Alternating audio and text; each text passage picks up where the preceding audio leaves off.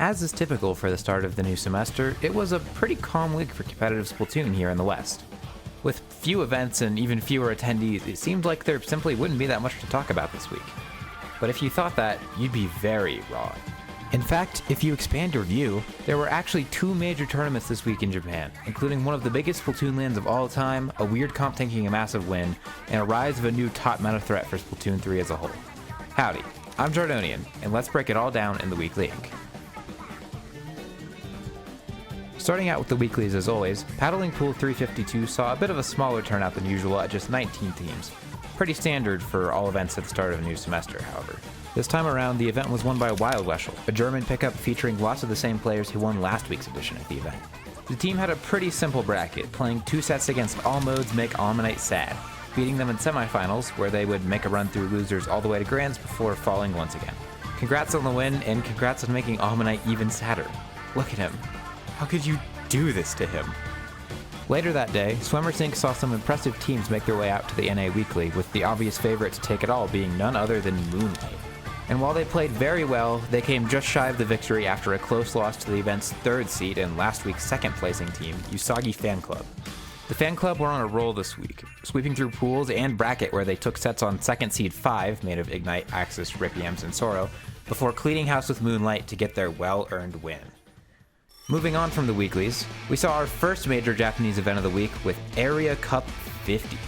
This edition continued a newly emerging trend in the meta, with the winning team of Lobster, TDK, Chiaki, and Nispa using a comp of S-Blast, V-Dapple, Bow, and V96.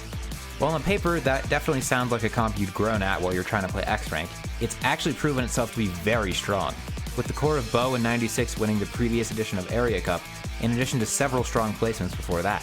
96 in general has been on quite a rise thanks to the recent buffs to Inkback, making the specials significantly better as a whole.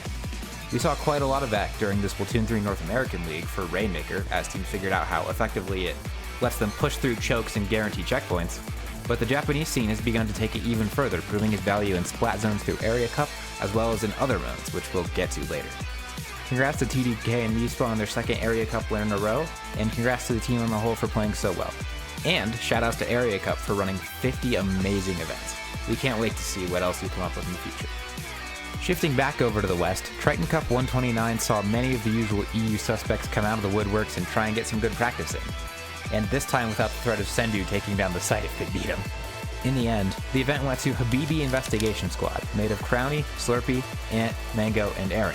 Squad faced tough competition from the team Trotro, playing not 1, but 2 back-to-the-wall tight 3-2 sets against them, in winners finals and grand finals to just barely squeak out their win. While that was more or less it for the relevant Western events, Japan continued to carry this week with their 2nd major tournament, and a major LAN at that, SplashGo number 12. SplashGo is one of Japan's longest-running LAN tournament series, and the largest Splatoon-only LAN in the world, with this edition bringing in 94 teams stacked with all of the top Japanese talent you could hope for. Something unique about SplashGo is the format. Turf War only, best of 3 for the entire tournament. This allows an event of this scale to run in just 1 day compared to something like Riptide here in the States that runs over a total of 3.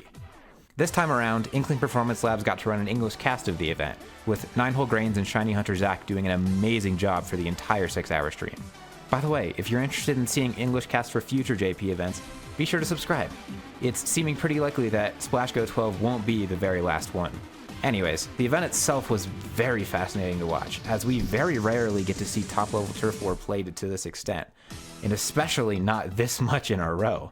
While obviously you saw lots of your usual suspects, your sloshers, your S-Blasts, your pencils, Turf also allows very different weapon comps and picks that you just don't see anywhere else. The main weapon to benefit is obviously Reflux, which was on just shy of every single team in the entire event. Most teams use the newly added Milklux, thanks to Booyah Bomb being borderline broken and just generally better than missiles, but you did see a little bit of V-Lux in addition to it. Beyond that, we actually saw a pretty decent amount of teams using edit comps, thanks to it being a little better in Turf War than some of the other modes. And there were some other cooler weapons too, but generally far less of them.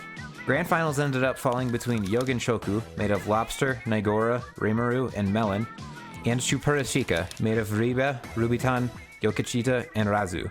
Yogan was primarily using a rapid winter comp, playing very fast and aggressive to take space and keep opponents locked in spawn.